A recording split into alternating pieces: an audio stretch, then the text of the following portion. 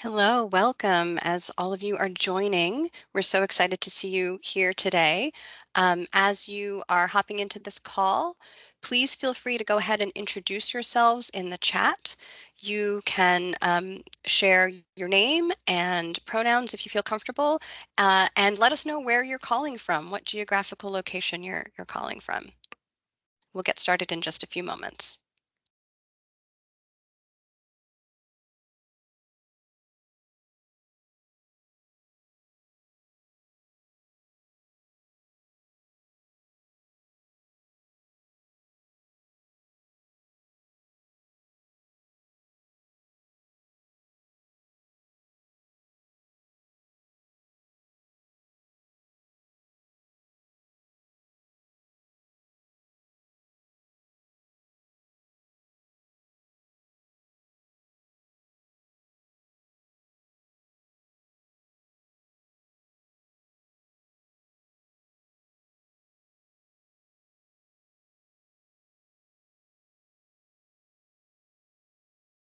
Hi, Elizabeth, welcome. Hi, Dane. Hello, Joyce.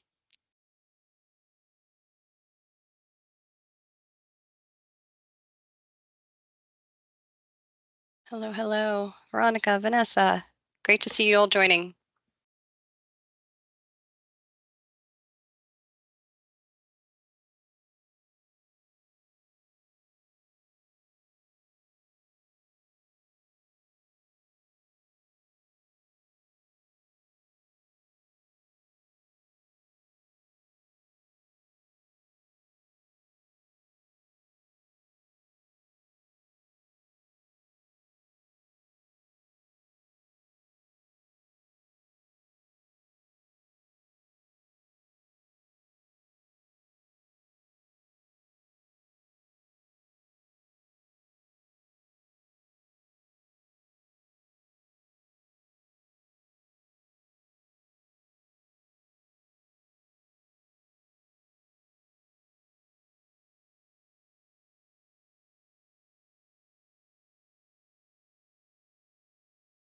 We've got some great representation from all across the country. Welcome, everyone. We're so excited.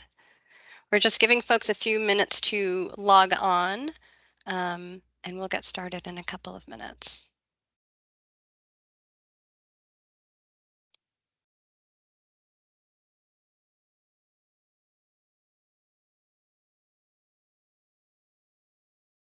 Congratulations, Amanda.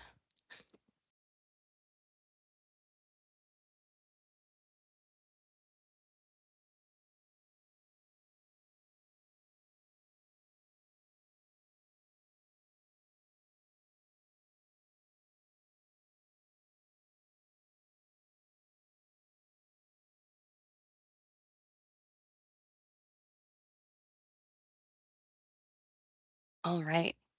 I think that the flow of folks joining has slowed a little bit, so I'm going to go ahead and get us started, but please continue to introduce yourselves in the chat and say hello to one another. We're as I said many times before, we're really pleased to have you all here with us.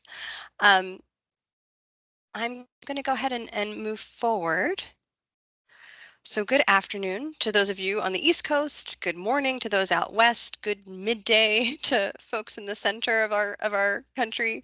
My name is Dominique Paris. I am the Director of Diversity, Equity, and Inclusion at Child Trends, and I am so pleased to have you all join us today for today's DEI Career Panel. Before we hear from our panelists, and give you all a chance to ask questions, I'd like to invite Renny Berrios Hernandez, our DEI manager, to review some housekeeping notes for our call today.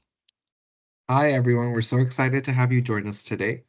As Dominique mentioned, my name is Renny Berrios Hernandez, and I am the DEI manager. I use he and they series pronouns. For today's session, we just wanted to provide a friendly reminder that the session today will be recorded, and it will be shared with all of you all once it's posted. Also, if you would like to turn on live captioning, you can follow the steps that are listed on the screen, which is you would find the more icon designated by the three dots. And then you will either see a more turn on live captions, or you'll see a language and speech. Once you click on there, you'll be able to turn on the live captioning. Back to you, Dominique.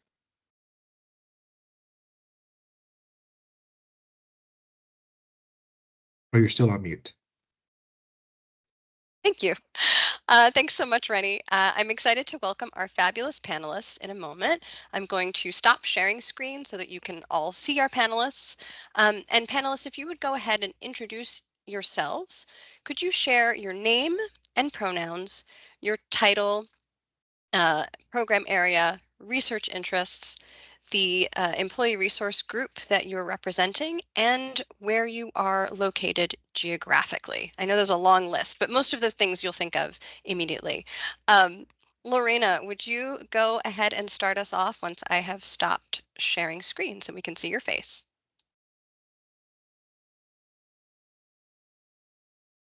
Thank you, Dominique. My name is Lorena Aceves. I am a research scientist in the education department at Child Trends. My pronouns are she, her. My research focuses on Latinx children, youth, and families, particularly focusing on their educational experiences. I'm representing the Mi Gente group, which is the Latinx Latina representation at Child Trends, and I am located in Arizona. Wonderful. Janita? Hi, everybody. My name is Janita Perrick, and I'm Deputy Director and Senior Research Scientist in the Sexual and Reproductive Health Department. My research interests are in sexual and reproductive health equity, racial equity methods in research, and community-based participatory research as well. I have a PhD and master's, and the groups that I'm representing are the Asian group and the young parents group. I'm a mom of a 3-year-old, and I am dialing in from Houston, Texas. Thanks, Janita. Jordan? Hello, everybody. My name is Jordan Puyer. I'm an enrolled member of the Cheyenne River Sioux Tribe. I'm Minikoju Lakota. My pronouns are she, her, and hers.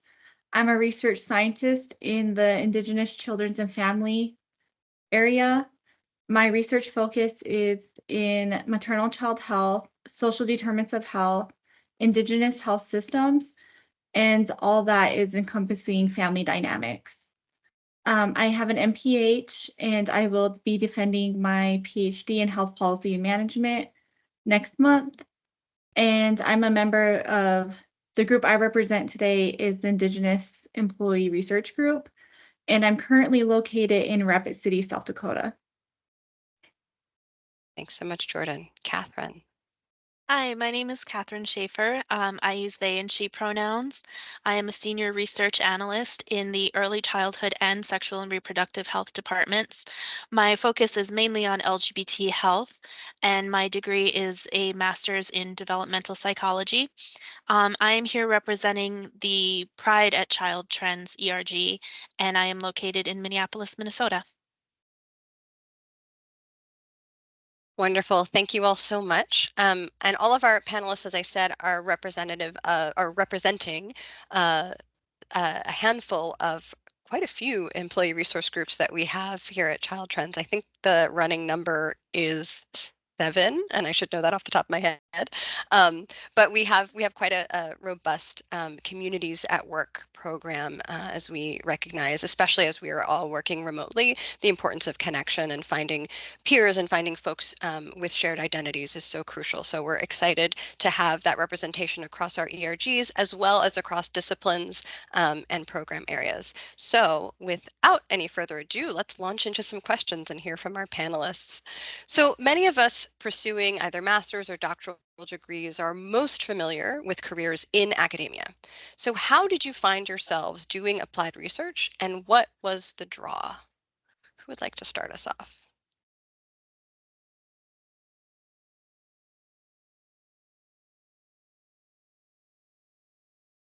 I can start if nobody else wants to jump in. I was getting my master's at the Pennsylvania State University, and I found that I was doing a lot of kind of basic bench cognitive research. And because I work in LGBT health, one of the things that's very important to me right now is the political climate around LGBT health. And I found that I wanted a position where I could feel like I was making more of a contribution to what's happening today rather than a body of knowledge as a whole. So as much as I am contributing still to a large body of knowledge, it's not as much in the basic research realm. In the applied research realm, I feel like I can see um, the immediate effects of the work that I'm going to do, and I can respond much more nimbly to the things that are going around in my environment and the academic environment around my work.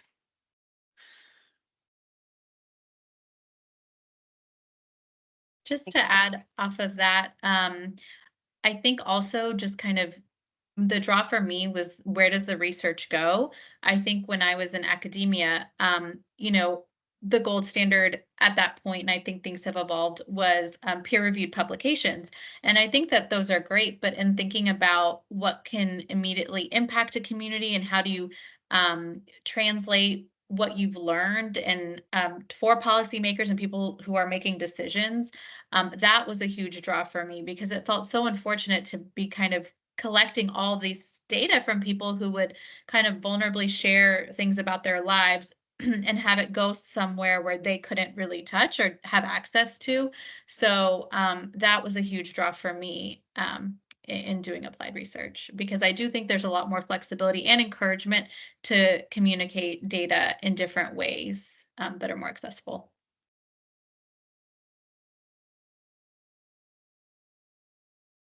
Similar, from my experience, my draw was being able to really connect with the community's needs in a way and have that immediate impact, and see the through policy and see how policies were implemented. Because once a policy is in writing, the way that implementation happens could be very different. And so that's kind of was my big draw in terms of how are my communities utilizing some of these recommendations that we're making through these research suggestions, and then are they feasible? And I feel like through applied research, I'm able to really support the work that is important to me and my communities, which I live in and serve, to get the overall well-being of families.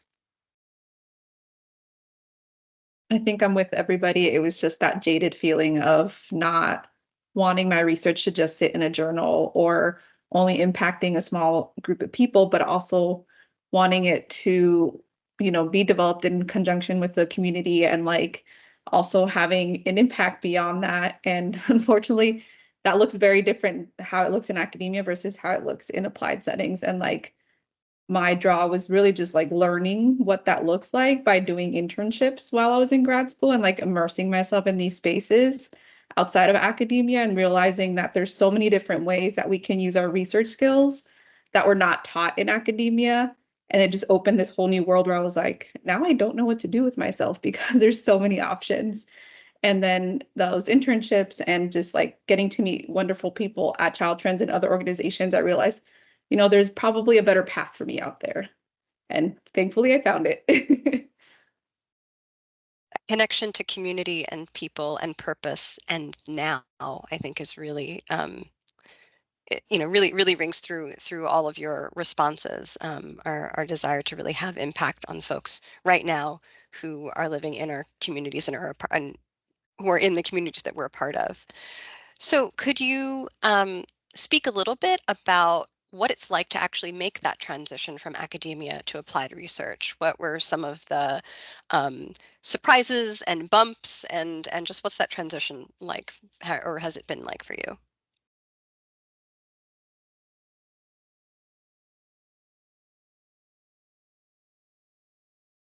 I'm happy to start. I think I've maybe been the furthest removed from academia now. I've been at Child Trends for almost 8 years. I think the biggest learning curve for me was learning how to do things faster too. I felt like in academia, it was sort of the idea that you can like really think through a question for a year and like really have that time like deep think there. The con though is there that you can, if you're a perfectionist, there's a lot more focus, I think, on that, and potentially overthinking. And I think, we've talked about, like, in applied research, being able to kind of produce answers quicker. There are questions people have answers to that they have answers that they want to get in a bit of a faster way. So I think you need to be able to kind of do a lot of that faster, respond to proposals faster too. So that was kind of sort of the biggest kick in the butt for me. But the plus side is I do feel very comfortable now producing things faster with also high quality, and can kind of drown out the noise a little bit and not focus as much on perfection and overthink, and kind of focus on the priorities a little bit. So I think that that was really the biggest learning curve for me, but it is something that a skill set that I'm really proud that I have now.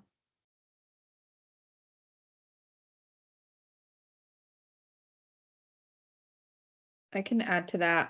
I think it also just depends on which setting you're in. So before Child Trends, I was in a federal setting and then made transition to Child Trends. And each of those settings has their pros and cons about how things will operate, the speed that they're operating in, and the role that you play in them. I think once I made it to Child Trends, it was even another transition after being in a federal space because I had to think differently, I had to operate differently. But like Janita said, I think the biggest thing is you don't have months to sit around and write and think about ideas. It's there are specific requests or specific requests for funding that are out there, and you have to respond to those specifically instead of saying oh, what is the gap in research and how can I address that?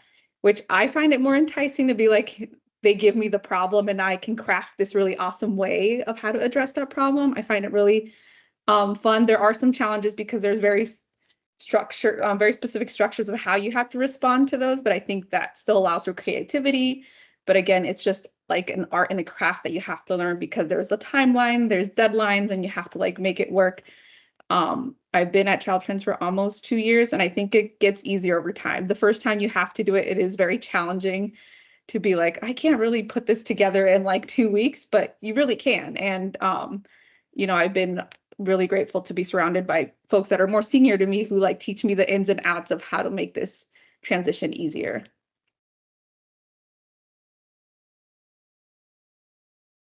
I can go ahead and go. So being a graduate student and finishing up my PhD, I went into the job market and I applied at both academic and non-academic jobs.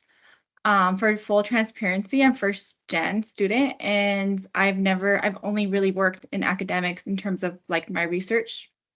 And I am a Robert Wood Johnson Health Policy Research Scholar. And so when a lot of my support, my community, they were all going for academic jobs. And so I found I really I really aligned with Child Trends' mission and the work that I wanted to do, and the work specifically around Indigenous communities, which is such a perfect fit. So I had a really hard decision. Should I leave academics, anything that I've ever known, and jump into a non-academic job that I knew nothing about, other than my supervisor, as she's a leading scholar, and I looked up to her prior to coming here. That's kind of the only I really didn't know what to expect working outside of academics. So I took the leap and I was really scared, very intimidated because like I said, I didn't know the expectations. I kind of didn't know what to expect. And any of my network that I had outside academics, they all had mixed opinions. So I went ahead and I joined Child Trends, and it's the best decision that I made. I think that it is very fast paced, but it was a decision that I personally made because working with Child Trends and doing more applied research, I'm able to live in the community close to my home reservation, my homeland, and do the work. And I'm not really removed from the community because I've been able to reintegrate myself rather than being miles away and doing this research. And that was something that was personally important for me in the work I do, especially with my population that I work with. but she just said, like, I've had such tremendous support from my supervisor and then colleagues outside of our area that really support me in ways and help me transition smoothly and understand just kind of ways to build this work up as I'm very early career and what that may look like for me in my unique population. So the transition I thought was going to be challenging, but the Child Trends has really helped me and help meet me where I'm at and support me as I start building my line of work here.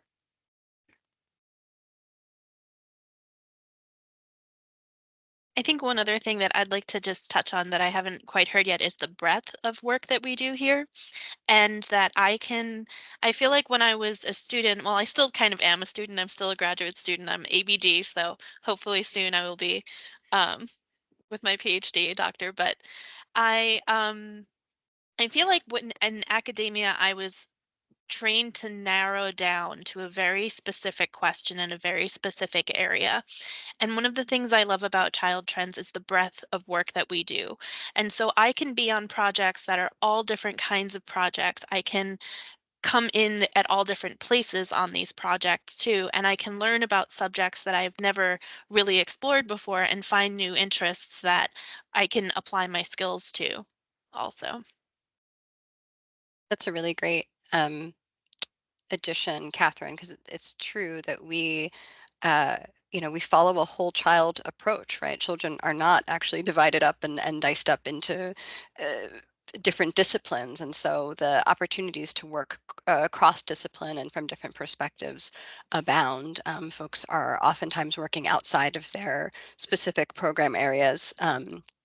And working with someone with a sociology background, with a psychology background, with a public health background, all on the same project. So bringing those perspectives together, I think allows us to produce, I mean, I'm biased, right? But it allows us to produce really compelling work that's more reflective of the lives of children and families. So yeah, thanks for adding that.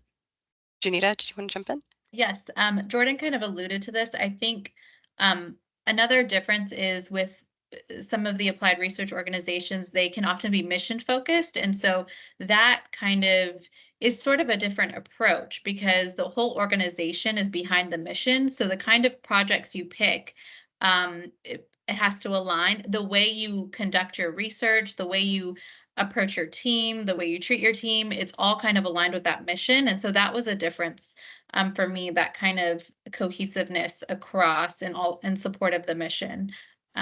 So I just wanted to add that as a plus. Excellent point, Janita. Thank you. Actually, Janita, while you're speaking, I'm going to pick on you again.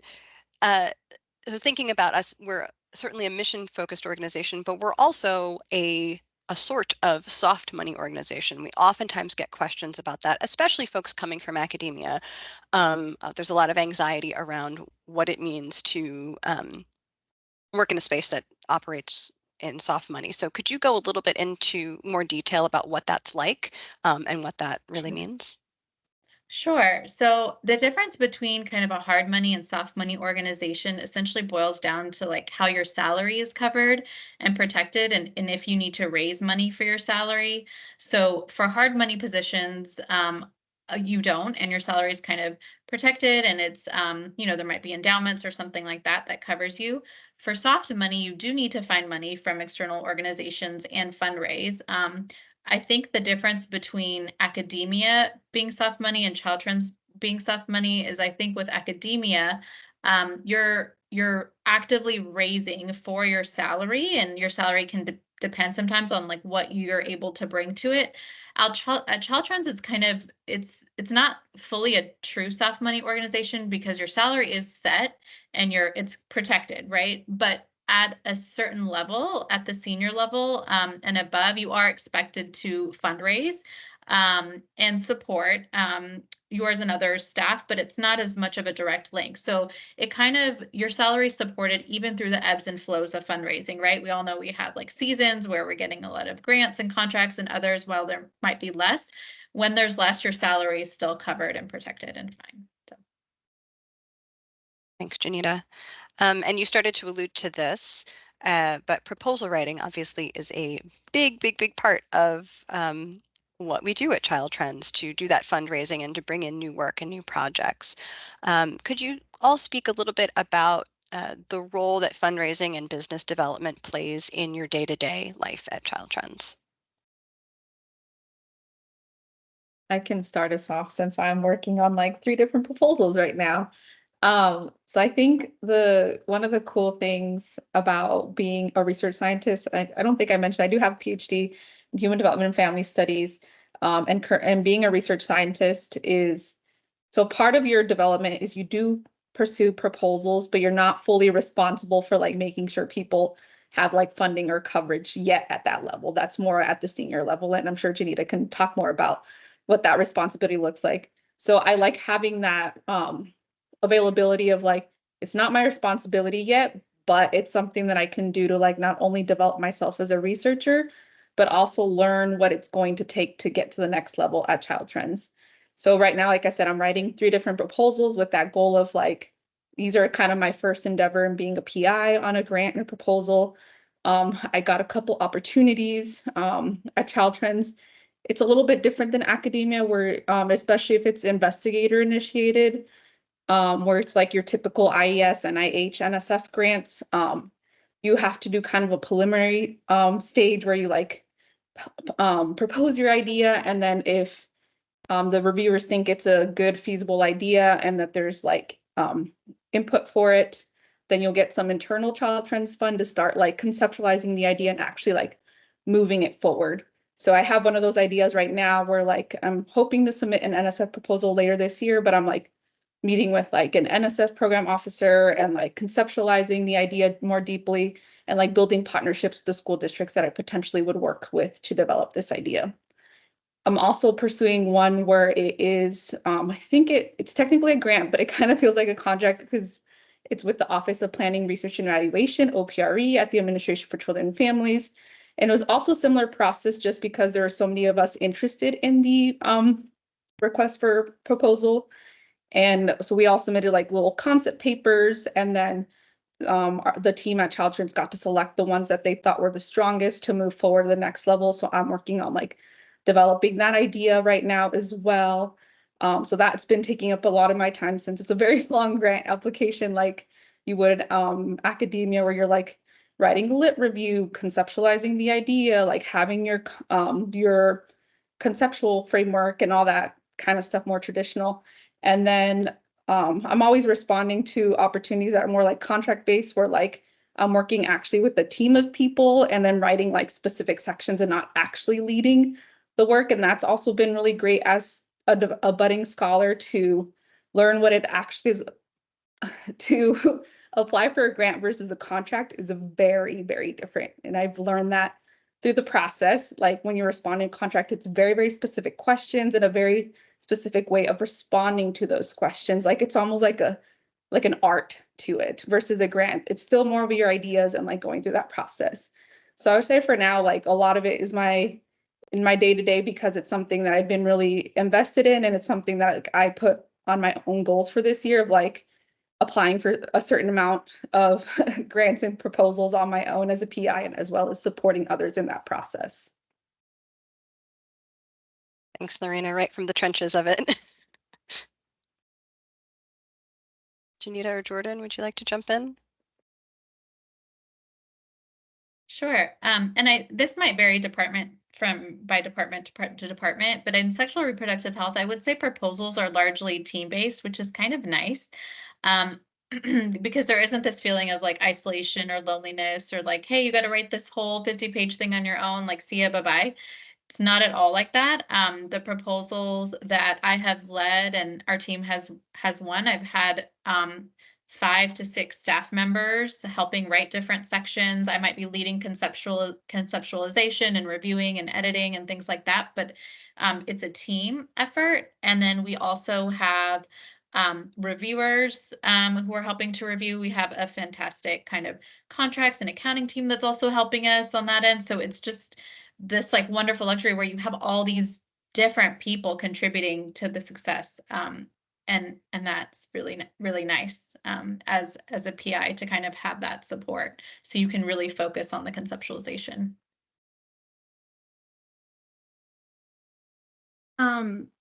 Yeah, and kind of echoing what she says about just the support proposals, and if this has been mentioned, but they also, you meet and they kind of tell you if it's a realistic, especially for me, I do a lot of community engaged work. So sometimes the ask of the community will be a big ask, but I think that's one thing that I really appreciate about Child Trends is it really helped me understand my bandwidth in terms of the work that I'm asked to do and the work that I really can do. And I've since being here, I've been able to kind of be more strategic, and the products that we produce have just been really meaningful and rigorous because I wasn't almost overextending myself. And so the work seems it's like protected time in a way. And so that's one way that I've really leveraged kind of building my line of work here. Also submitting proposals. I work with Native American communities, so there's a lot of calls that may be specific to my group. And so I just go to the proposal team and say, hey, this might be a good fit. Is this that, you would be, that one aligns with our mission, but also it kind of meets my partnerships that I've developed over the past 10 years. I also wanted to highlight an opportunity so Child Trends do offer a lot of mentorship opportunities. One recently, it's building a line of fundable work. And so it's a professional development cohort, but we get a little bit of training and what does this look like as we are building our line of work in terms of proposal development. And so I'm a new member of this cohort, and so I'm just starting, so I don't have a lot to speak, but I just wanted to really highlight that Child Trends does a really great job of supporting us employees in making sure that our needs are being met. Like, we're just not thrown to the wolves. Like, they say, hey, what resources can we provide for you so that you are successful when you are submitting proposals, or you're going in as a subcontractor, or you want to submit a bid as a contractor. Thank you all so much, and thank you, Jordan, for mentioning this new PD opportunity that we have to support folks in building that line of work.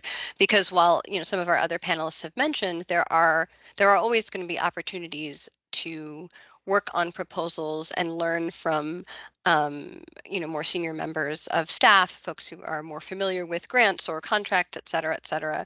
But it also is really beneficial, and we've come to understand that it's really beneficial to sometimes just sit down and spell it out instead of sort of waiting to gather that information organically through the course of working at Child Trends. And so that was sort of the impetus for developing this PD opportunity and making that available to our researchers who are at the point of trying to build a line of work. So really excited to see where that cohort goes. It has literally just started about a month ago, so a lot more to come.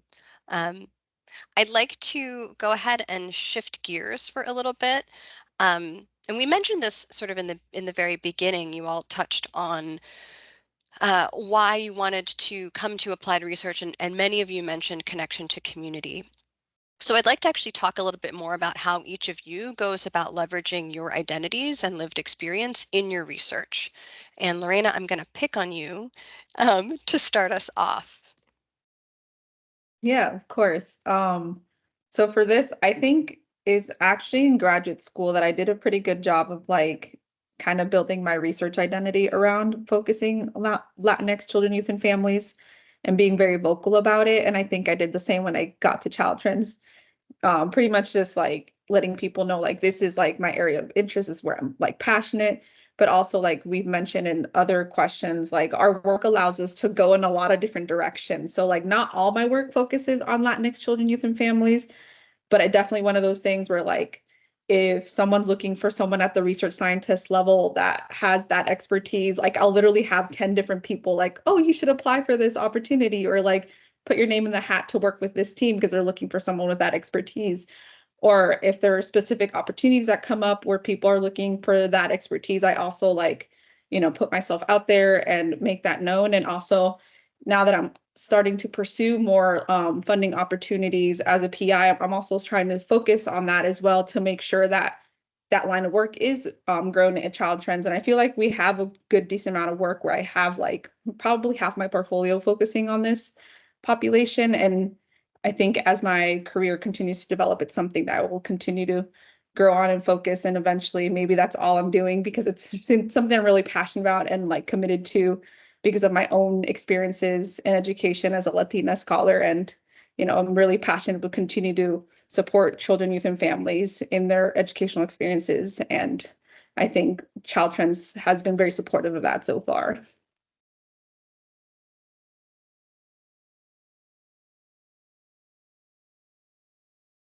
Thanks. Anyone else want to talk about leveraging identity and lived experience in your research? It's something that we talk a lot about at Child Trends, and is a emerging, evolving kind of space. So yeah.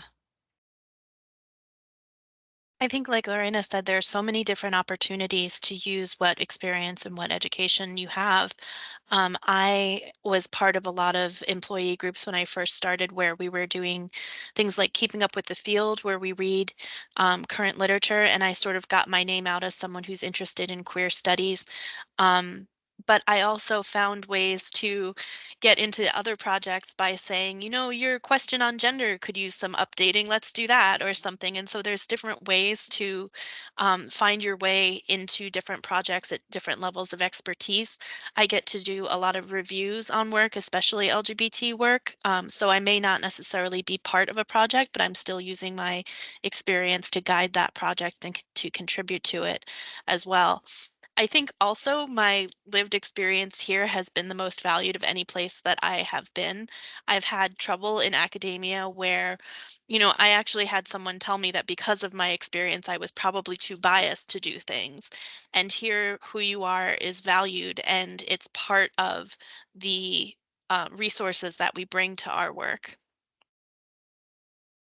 We've all heard that research is me search Yeah. adage, and I think people say it kind of rolling their eyes or groaning, but I think it's true. So I'm just going to go out there on record as saying that the value of really leveraging your own identity and the unique unique perspective that you can bring to questions is just invaluable. I'm going to stop talking because I'm not a panelist and let you all speak.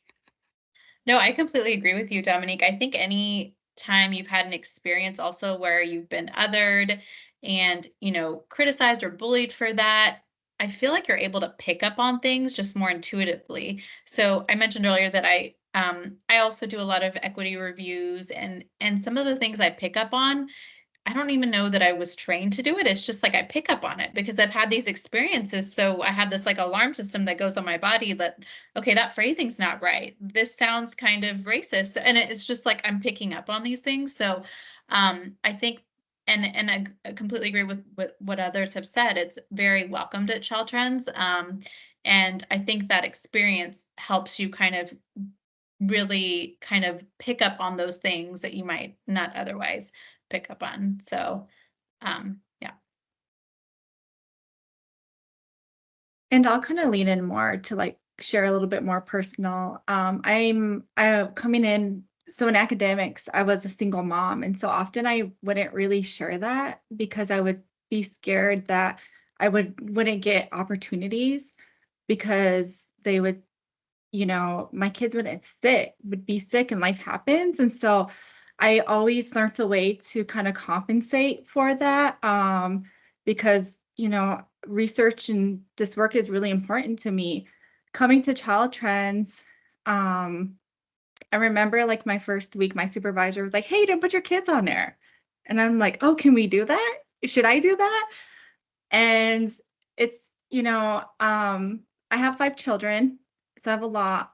And so, but so I had brought into this project just a discussion, and they're like, hey, what does this system barrier look like for somebody who may have to think about transportation from school to daycare, and then, you know, if you're working, like, what does this look like? And so this idea around just your lived experience matters, and it's such a safe place to share these our vulnerable moments. And I think that my first kind of week here, I told my supervisor, I said, it just feels really good to, like, obviously we have lived experience, so we have firsthand experience of kind of what those barriers may be, or maybe things that fall between the cracks that we just can't show in data or through qualitative methodology, but we know it's there. So we can have those conversations on how do we capture some of that, so that way we can make sure these kiddos are getting their needs met. And so the lived experience is very much valued here. And when you do share it, it's just a support. It's a good feeling. And then being able to really bring that to your research and your research questions. I think that there's a spreadsheet our research group has, and we get to list our lived experience. So for me, I list like poverty, like living rural, limited access to healthcare. Those are my lived experience. And then we have another column that are, okay, what are your trained experience? And then what are your applied experiences? So that way, if anybody who's putting a proposal together and they're like, hey, we need somebody who really understands what rural healthcare access means, they can pull that and say, hey, you know what, let's go ahead and add them as a person into this proposal, because they're going to strengthen this proposal. And it's not, we're going to just add their CV so we can get funding. It's more of like, let's get their opinion because we want to do the good work. Well said all. Thank you, Jordan. Continuing in this vein, and I'm going to pick on you again, Jordan, could you speak a little bit more about community engaged research and what that looks like at Child Trends? How much autonomy do researchers have in setting up projects? And what are some of the barriers or limitations, and how have you worked around those? Yeah, so I've been doing community-based research for over 10 years in an academic setting. So when I moved to Child Trends, I had a lot of community partners and community obligations that I was bringing with me. And so when I submitted my first proposal, I let my community partner know kind of what our process was, and I met with our proposal team, and I kind of said, hey, like, they really walked me through it. And when they walked me through it, it was never no limitation on how I engaged with my community and how my community engaged with us. It was more of like, just let us know how we can support you. In terms of autonomy, in doing the work, I have full control over like the community engaged work I do. In some of my work, I do have advisory boards. And so Child Trends was really supportive. It was me introducing Child Trends to my community. And so for one of our calls, we decided that for one of the proposals, we decided that it would be best that my community partner Prime, so Prime meaning they are the investigator, and then I am the subcontract. And so they didn't have the bandwidth really or the skill to write, because they do more applied programming. So that's something that we were able to write into my proposal, was like, we are going to build community research capacity. And what does that look like? One barrier that I am going to say is our indirects look very different. So I work with tribal communities, and so their indirects, they have different federal indirects than us. And so that was a barrier because those numbers are very different. So what we did is we did a budget assumptions, and we just kind of mapped it out and planned it out. And we were just very transparent. But the caveat to it is, working in tribal communities, we don't have a lot of resources, right? So that's one thing that I bring to my community outside of myself is I have a network of amazing scholars. So if there's somebody, say they want to do modeling and that's just something I don't do, I can ask, I'll shoot an email to my great colleagues and say, hey, I have a community partner and this is something that they're looking for. And I have that access. So they then become a part of our team. And so it's not really like me siloed, but my community have access to a lot of other great individuals who are doing great work and can really be innovative in a way like this is what they want. I don't do this work, but how can we do it in a way that is supporting kind of their tribal customs, but still is collecting the data in ways that they need or evaluating their programs. I'll give one more example and then I'll pass it on. I could talk all day about this stuff. I had my most recent proposal, one of my communities didn't have a established IRB. So we were able to use Child Trends' IRB and we kind of like walk through what that process would be like. And we had to do kind of talk through what an MOA would look like because we're sovereign nations and what does this mean in terms of data sovereignty and where would this data be held? And so that was a really pivotal moment for me to know that even though my community now has an infant structure through Child Trends, right? That they have support in some of those data management, requirements that you need to really run some of this research or these programs. So I guess that's all I have to share for this question. Follow up with Jordan for more more exciting news about working with communities. I want to open it up just in case others had anything that you wanted to add before we moved on to the next question. If not, that's okay.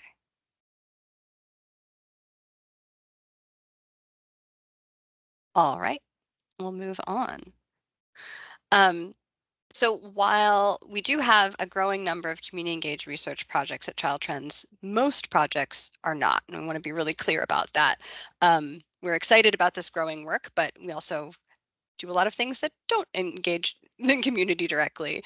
So Janita, can you speak to some of the practices that we've used to design asset-based research questions that really get at root causes, but that aren't necessarily community-based research? Yeah, so sometimes we have projects, right, where the research questions are already predetermined and you are kind of coming up with a methodology and you're working on, you're doing some qualitative and quantitative data collection. So that's really where you'll hold power more so than the actual research questions. And yet there's a way to kind of within that space get at root causes a little bit more. So we were conducting an evaluation of a sexual reproductive health program for people who identified as male. And we were kind of doing focus groups on how did this program impact you? But we started out the group really asking about, okay, what's going on for you? Like what are like thinking about your communities, like what are the issues that are bubbling up? And these guys were like, we're really depressed. Like everybody, like there's just this general sense of depression because there's a sense that they can't keep up with jobs and kind of making it and kind of pressure from society. And then that was really impacting them day to day. And so it's important for us to know this because we know mental health is also tied to sexual health too. So having that context is really critical. So wherever we can, we try to kind of get some of that contextual information about what's going on. Similarly, you don't always want to talk about like what's wrong. You want to talk also about strengths too. So when we're doing data collection too, we are also really mindful of like, okay, what are some strengths of people in your community? So in a family planning project, we asked for strengths of clients. And family planning providers across the board were like, they show up. They always show up to their appointments, which felt like newer information for us. They really care about their health. They're invested. So these things are really helpful when you're thinking about your findings and you're contextualizing your findings and you're making recommendations. So that we try to add that in wherever we can. And with traditional evaluations too, some of the measures that we're told to ask about are, do they reduce the amount of sex that they had?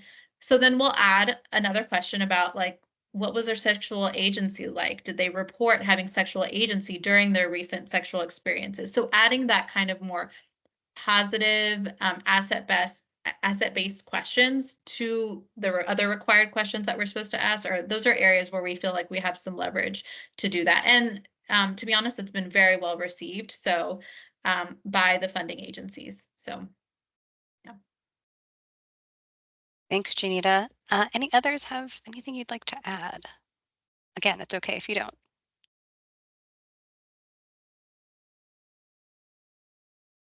All right.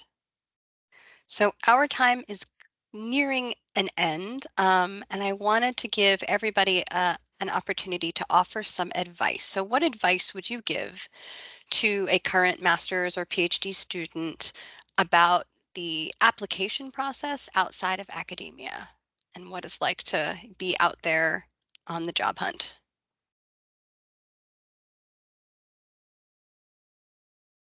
And I'll actually modify this also because I did see a question in the chat. What advice would you give a current master's or a PhD student in just thinking about preparing for a career in applied research?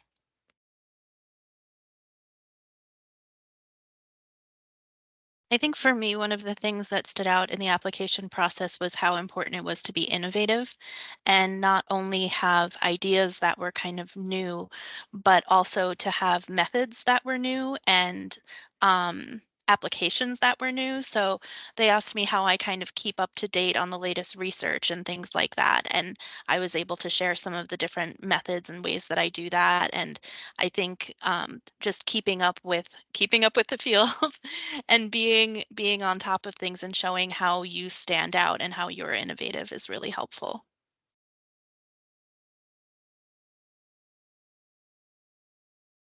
Thank you.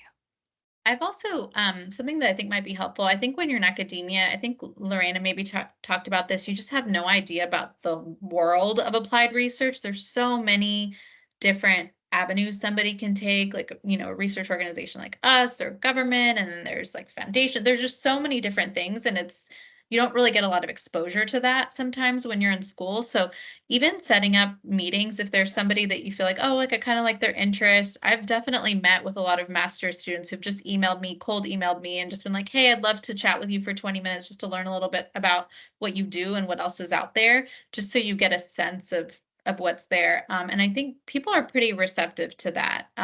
Even if they're busy or whatever, I think people remember what it's like to kind of be in that early stage of just like figuring things out. And I definitely remember times where I've had people who are great mentors to me kind of make that time for me. So I try to do that for others. So would recommend that too.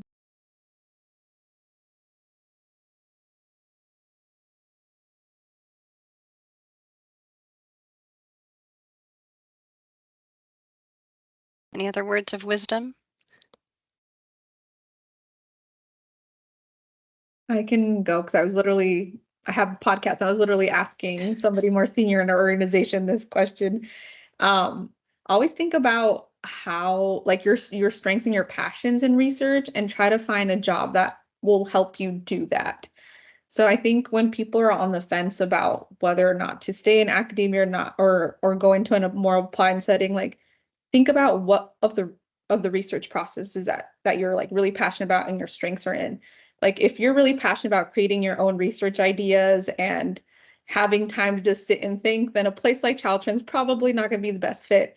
But if you're like open to like responding to different research questions that like government agencies or foundations might pose, or thinking about, as some of the other folks talked about, like the methods or being innovative about how to address a specific problem that there's funding for, then like Child Trends would be the place to do that. So thinking about what is like your strength and your passion in the research process and like how you want to show up how you want that to show up in your work day to day.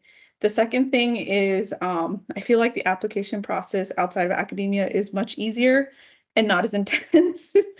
I will say that at Child Trends, at the PhD level at least, we still do job talks. They're not 45 minutes though, so they're a little bit shorter and more like to the point. And I think that's a great way to see, just to get a quick like view of like a researcher, like what they're about and how they're going to fit into Child Trends.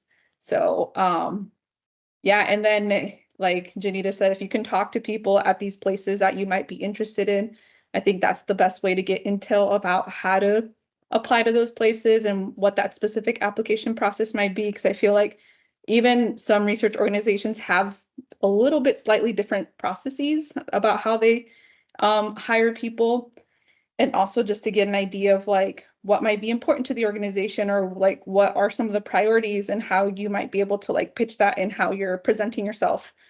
But at the end of the day, like just follow your gut and be yourself and like find where you best fit. Like I think the best advice that I got going into the non-academic settings is just like remembering that it's not just about me like selling myself to these organizations and like federal government agencies, but also like making sure that they are a good fit for me too. So like knowing both ends. And I'll just add on to that, just like, like I kind of said in the beginning of our talk, is just I really aligned with kind of like the overall mission of Child Trends. One thing though that I wish somebody would have told me when I was in my application process of academic and non-academic jobs was the TA. Because whenever I got into my role at Child Trends, and I love, like she said, we wear a lot of different hats, and sometimes you're pulled onto projects.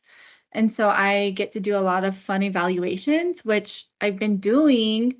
So when I first started my role as a TA for a tribal community for a big federal grant, I didn't know really what to expect because we're not really taught in our training, like this is what TA work is, this is what it looks like.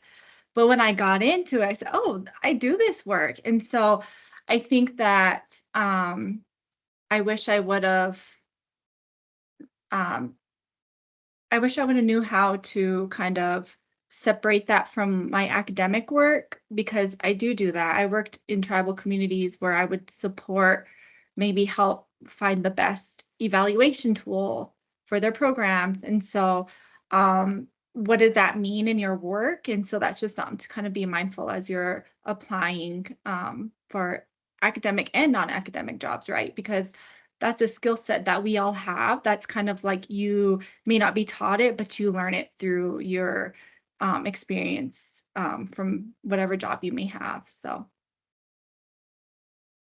That is a great point, Jordan. And folks, our panelists will know I say this all the time. I started out at Child Trends as a technical assistance specialist doing TA. And I oftentimes would describe TA as translating research to real people and translating real people to researchers. But that space when you're engaged in community and being able to bridge sometimes what are really big gaps between a research space or a research community and a community of people that you're working with is so critical. And so if folks are already thinking about community-based research or are inspired by their own communities, and it's the reason that it's sort of set them on the path of research, really, as you said, Jordan, highlighting and thinking about technical assistance as a possibility. It's a space where you can, at least at Child Trends, where you can sort of move between those two worlds with and do really valuable work. We sometimes will have specific technical assistance roles, but we oftentimes have researchers who are on technical assistance projects. So there's a lot of different ways to also access doing TA. And I always get on a soapbox about TA because I love it. So but I want to take this moment to just thank all of our panelists so much for their wisdom and insight. We are going to be moving to the Q&A portion in just a second. So I'm going to let Rennie talk a little bit about how that's going to go. Great. So we have two formats in which you can ask your questions. So our preferred method is to use the raise hand feature. That will number folks as you start clicking. Since this is recorded, we'd love to hear the questions to make sure that they're captured for the recording. The second option, which I've seen many of you have done, is submit your questions via the chat feature. Our wonderful recruitment team has been keeping track of your questions and will help ask those questions to our panelists.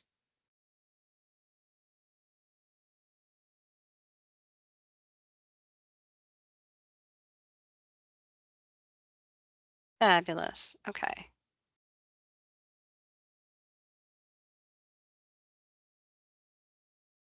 So are we starting with the questions in the chat or with the raised hands? Why don't we start with a couple of the ones that came through in the chat, and then we'll get the raised hands. All right, so the first question came from Nicholas Abdallah, who says, I'm 12 years removed from earning my MA in HC and have been working for 13 and a half years as a director of youth services. I'm so interested to find a role like you are speaking about, crafting and informing policy rather than my current role where I enforce policy. What suggestions do you have for making transition to such a role?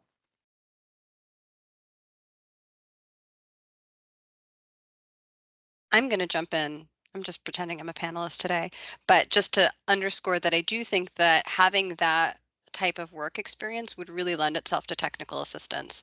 A lot of our TA projects can be focused on providing TA to state coordinators, folks at the state level or local government level. So having insights of that sort, or working with specific, youth-focused programs, having insight of that sort, and also having uh, a sort of facility around research and a familiarity with research, I think really lends itself to technical assistance. But I'll let others jump in if you have other insights.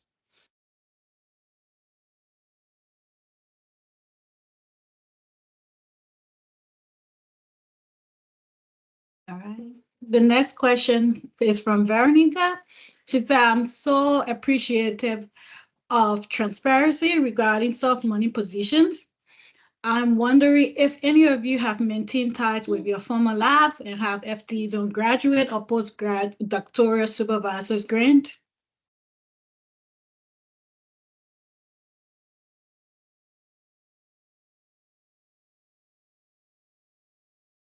I have not. Yeah, I don't know if that is that a conflict of interest. I'm not sure, Dominique. To have a full-time equivalent on a graduate or postdoctoral supervisor's grant. That is a great question. I don't know whether that would be a conflict of interest. It might be, and we would have someone, we would talk to our CRO about the specifics of that. I can't think of anyone, and I don't know if anyone in the recruitment team might have someone in mind, but I can't think of anyone who has as of yet maintained that kind of relationship. No, not Yeah. that we know of. Usually, like Dominique said, you have to reach out to our conflict of interest department to see if there's any conflict of interest there, and then you can do that if with the approval of our chief research officer. Exactly. All right. And then the next one is from Moore, who said, thanks so much for this career panel. I'm currently a graduate student working towards my master's. I've earned my bachelor's in human development and family studies with focus on birth and kindergarten. I'm currently working towards my master's degree. What can I begin doing throughout my graduate program to prepare me for a career in research?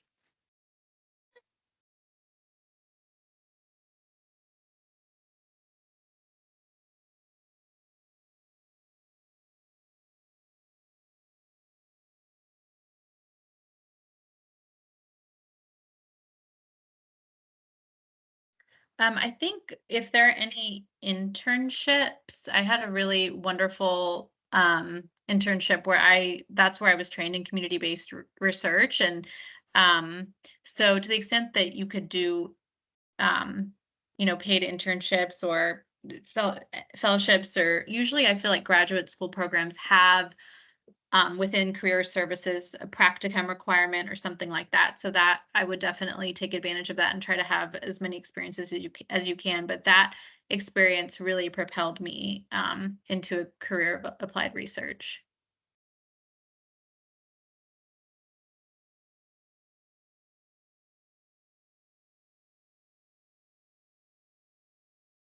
And I think, Janita, you also already mentioned just exploring what the options are, right?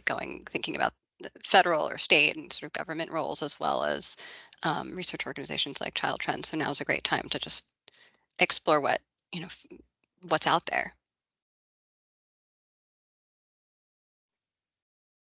Okay, this one is from Annie. So do you get to work in projects for the different special groups or department within Child Trends? Or are you expected to work on your own special group and specialize only on those subtopics? I can answer this one because I'm in two subject areas. I am in early childhood, and I also am in the sexual and reproductive health realm. I have been working on projects in different departments for a very long time, and I find it really enriching. I really love meeting people who are coming from different disciplines. I can take any role that I want to on these projects too. So there are some times when I'm just kind of providing a review or just reading somebody's work. There are other times when I'm doing full project management or doing research work and writing and things like that. And I can sort of pick which role and which topic I'm on. So right now I have projects that kind of span the breadth of early childhood where we're working on subsidies for childcare and seeing how different policies change who gets subsidies and when. I'm working on a project that is in youth development that is for previously incarcerated fathers who are reconnecting with their families. And I'm doing TA for some sexual and reproductive health projects as well, where different grantees will call in with their questions and I'll get to kind of answer those questions or create products that speak to the questions that they have. So you really can kind of be in all different areas. I would say that when I started, the majority of my work was in the department that I was hired in, which was early childhood. And I thought that was really great. But even the breadth of topics within early childhood was really interesting and really varied. So there are a lot of options to work on all different things, especially even if you were just to stay within one subject area or one department. I'll just add, because I think that this question came in when we were also talking about building out a line of work, sort of doing that individual business development. And so how that differs is that, you might be in a particular program area or two, but when you're building out a line of work, it's really a sub specialty. It's the thing that you alone will be known for within that larger program area and within the organization. So we always want to support our researchers' professional development in that way and their business development because it's good for them, it's good for the organization, right? As they raise their profile, it raises the profile of Child Trends and through the work that they're doing.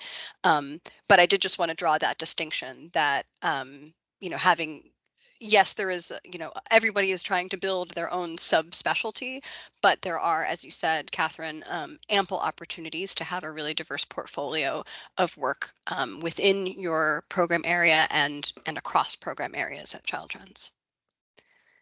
Rhonda, why don't we move to some of the raised hands? And we Sure. have folks, yeah.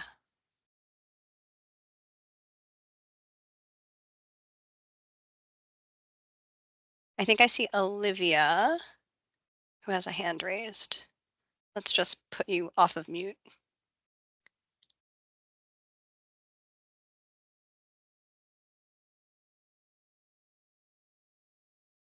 Okay, you should be able to go, maybe not.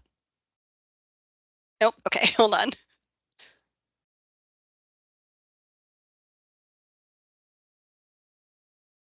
Okay, Olivia, can you try now?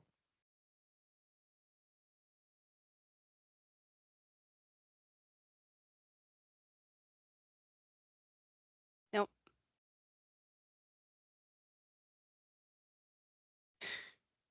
I'm getting very good at reading lips, but I'm so sorry. Okay, why don't we we'll keep working on getting you off of mute, and in the meantime go to some of the questions back in the chat.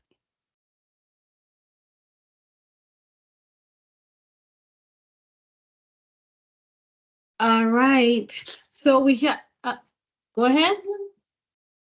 So we have one that came from Park, which says, I think you all have talked about this, but if you can add to it, that would be great. So what skills, if any, were transferable from working in academia or being a graduate student? What skills should we develop to prepare for research scientist position? Hmm.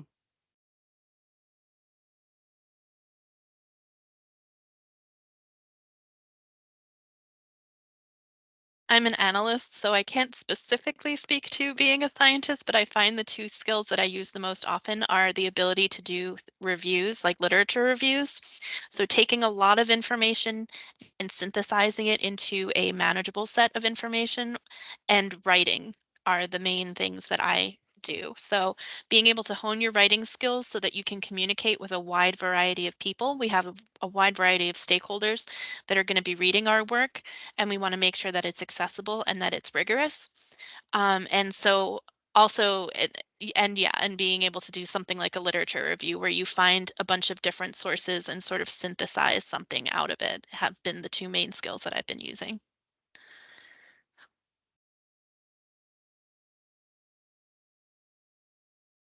I'm just going to add to that from the recruitment standpoint. So I will say you should like Catherine said, familiarize yourself with writing. Also proposal writing, making sure you're able to come up with really good research questions and being able to analyze data, working with various data sets. Also, you're able to do project management, some kind of project management, or you can supervise people in your lab, make sure you just familiarize, or you're able to do research from beginning to end, because those are things that we also look for as well. All right.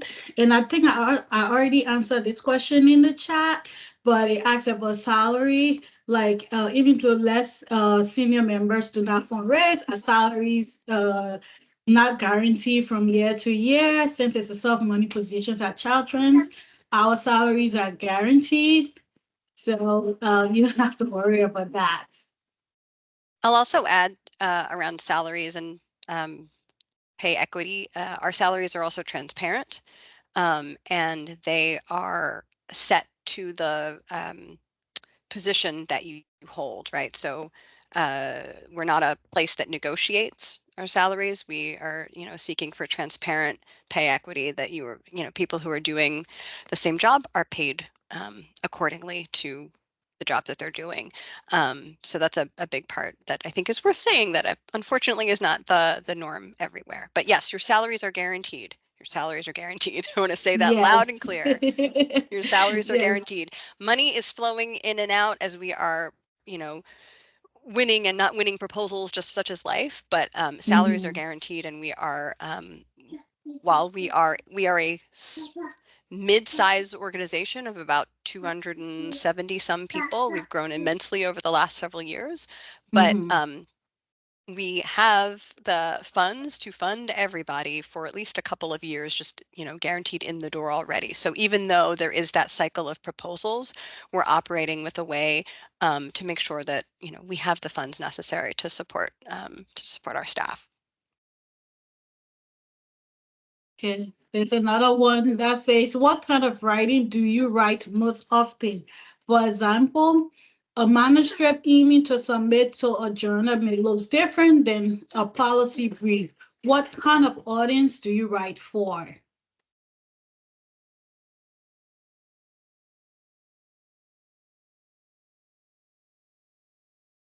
I'm happy to start this one if no one wants to. I think the answer is lots of different audiences. Sometimes we are writing policy briefs. Sometimes it's a research audience. Sometimes it's practitioners in the field. Sometimes it's communities.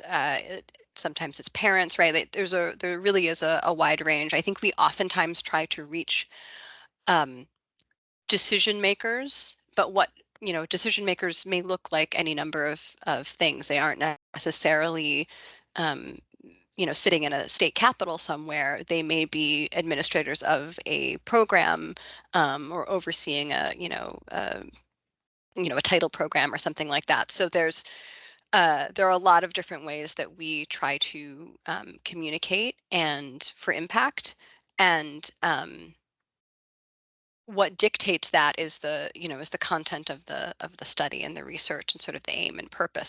So there is a wide range, but we're trying to be effective above all else.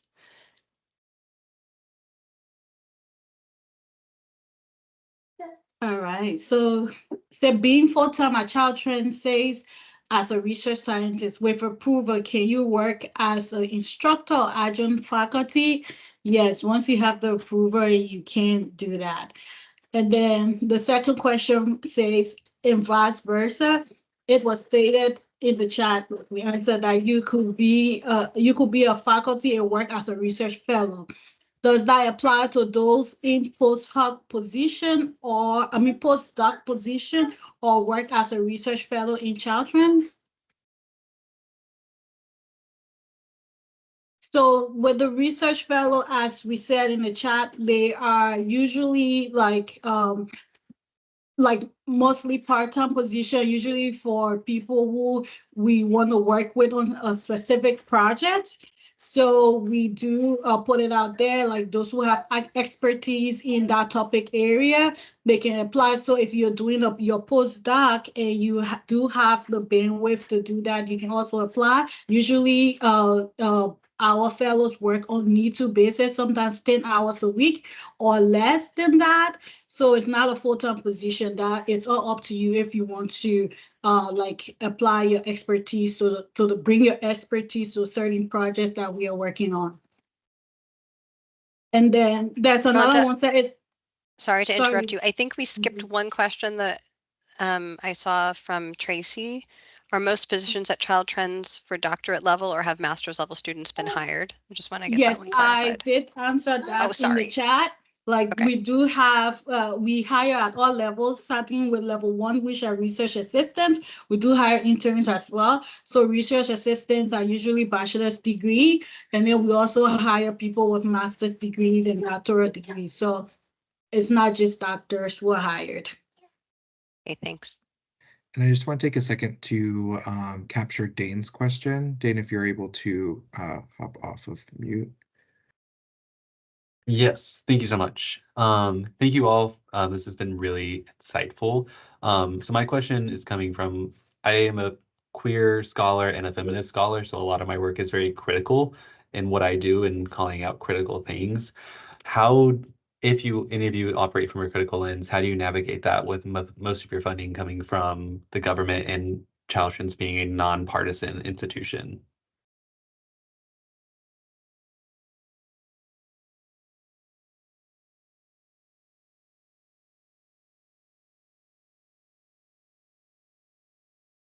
So in the sexual and reproductive health space, that comes up a lot.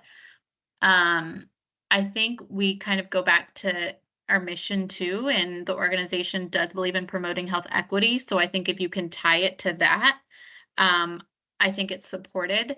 I also think we have had some grants where the funding stream, when you first look at it, may not be something that you might fully support. Like, for example, for us, like abstinence funding, right? But we still submitted a project called El Camino, which was a pregnancy prevention program, but it was focused on goal setting, and we kind of just like worded it in a way, I think that there's ways to like word things to make it work within that. And we know that, I think we have survived through many administrations, so I think we know kind of how to kind of position our work, again, in support of like broader health, to kind of make it work. So I think there's a lot of people within Child Trends that are pretty savvy in that space. And I think, you'll definitely have people that are like, okay, I don't want to be anywhere near that funding. But then you also have the flip side of like, no, I do want to be in that funding space because I also have this perspective and I think that'll, advance the field in this way. And if that's what's being funded, like how can we, get ourselves in that so that we're also kind of producing what we think is high quality and makes sense too, and supported by research. So Yeah, children and families live in all states, right? Regardless of politics. And so our mission is focused on children and families and reaching them where they are.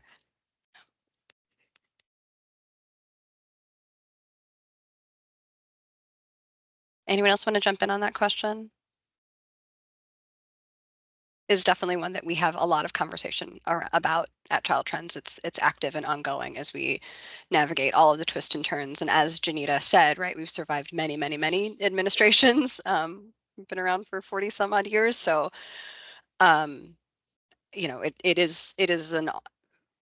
it's an ongoing conversation, but an important one.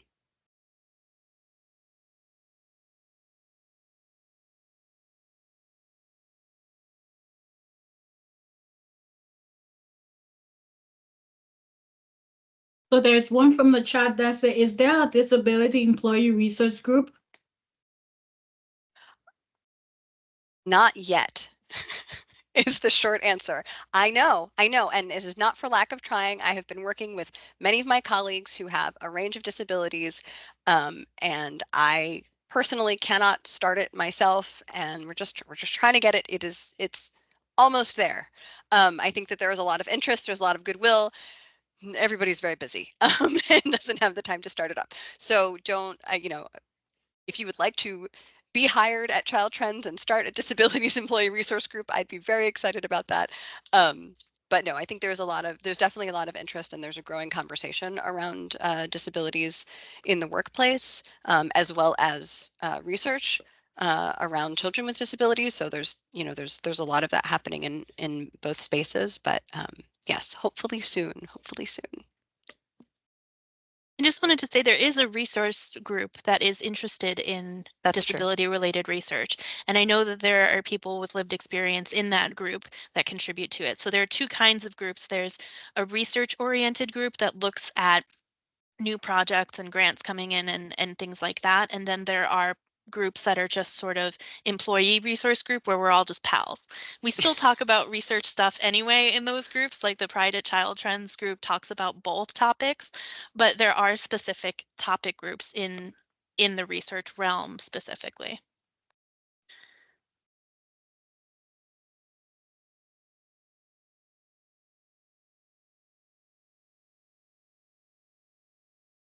You want to take one from the raised hand or I should go ahead?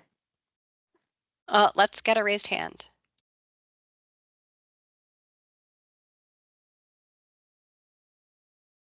If we can.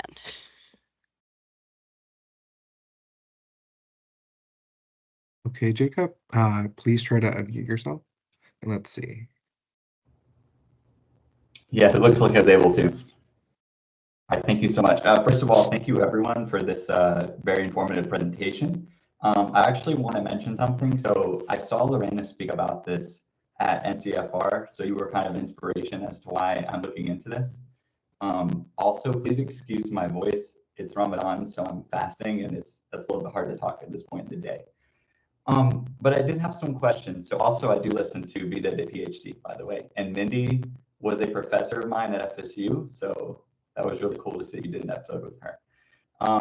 So I had a question for the panel about turning an academic CV into an industry or an applied research CV, because I've had a little bit of difficulty with that myself. So if you could offer some of the skills to highlight and those kind of things, I'd really appreciate it. Thank you so much. I can jump in. So I also was kind of in the same situation as you. How do I turn my CV into a resume? And I've mentioned before, prior to coming to Child Trends, I really didn't understand the role of TA and what that meant.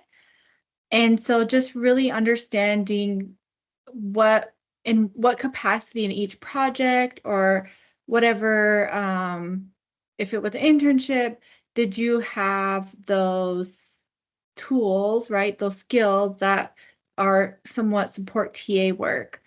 I think that's really an important skill. After I actually did my role in my job duty at Child Trans as a TA, I was like, I need to go back and fix my CV and my resume because I do have some of these. I just didn't really understand what that meant in a non-academic setting versus an academic setting. So I think that's one place if I could like what I know now, looking back, that's somewhere I would have started. And not that I'm on my like TA soapbox, but like TA work is so rewarding. It's like rejuvenating because you get to really engage and interact and like see immediately. So I do think it's in a lot of work that we do. Yeah. Also, I want to highlight too, I know at Child Trends, we do data points. So there was one comment earlier about types of writing. We do data points, right? So I work with American Indian populations, and getting our data is a really critical goal of ours because we're often not included in national data sets. So what does this look like and how do we really show what's happening in our communities? And so through my graduate work, I actually did do a lot of blogs, and those are some things that are valued, I think, in non-academic positions. I know a lot of my colleagues will leave them off, and I'm like, no, that's engaging with an audience and talking about this really important work we do. And so that's one thing I think too that Child Trends supports and values is the way that we engage and how we interpret, but also how we disseminate some of these findings or our work that we do. It's just it's valued here. So I think I would include that type of product. Thank you. I am taking a look at our time, and I want to be respectful of folks' time. You have been with us for an hour and a half, which is amazing. So I am gonna close out Q&A at this time. We will try and follow up and answer your questions. I hate to leave questions unanswered, but I especially want to make sure that those specific questions are answered, even if it has to be by email. But I want to just thank you all so much for, oops, sorry, there we go. For our panelists, first of all, for sharing their wisdom and their knowledge and their perspectives with us. And I want to thank all of you for joining us for today's conversation. If you would like to stay informed about Child Trends work, the research that we're putting out, please go ahead and sign up for our Child Trends newsletter. You can use the link that will pop in the chat momentarily, or the QR code to the left that says Child Trends Newsletter right here. If you would like regular updates around job opportunities at Child Trends, you can use this QR code to the right or the link that will be in the chat to send that, which will send you to the Child Trends career page, and there you can actually sign up for a monthly newsletter of openings, so you can stay in the loop with what we have going on. So please go ahead and either use the links in the chat or the QR codes here. And then finally, we would love to hear what you thought of this panel, how we can make it better if it was beneficial to you, so that we can, this is the first time that we've ever done this and we're really excited about it, and hope to be able to offer a similar panel in the future, but want to make sure that it is meeting your needs. So if you would take a moment, it's good research karma to fill out surveys. You know that, when you participate in a survey, it means that 10 more people are going to participate in yours. So enjoy the research karma. Please complete our evaluation form. Also, it's available by QR code here, as well as a link in the chat. And we'd love to hear any feedback that you have to offer. And with that, a final virtual round of applause for our panelists. And I thank all of you. Have a wonderful rest of your day. Bye-bye.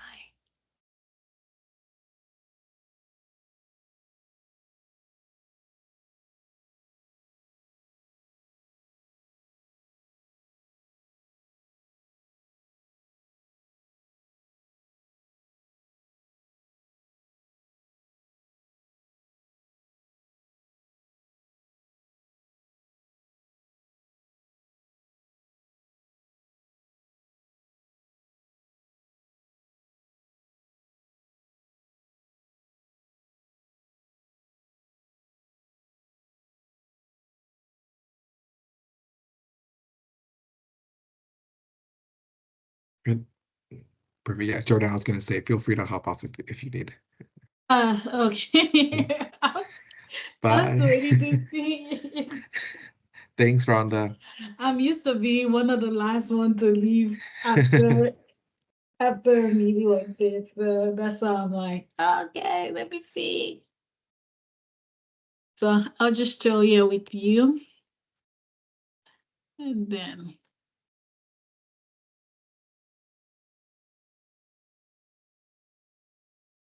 Quick question for you, Rennie. Are you able to drop the QR codes in the chat? Or do you have the link? Or I can. Ooh. Oh, I think Dominique is actually adding them to the chat now. Okay, perfect.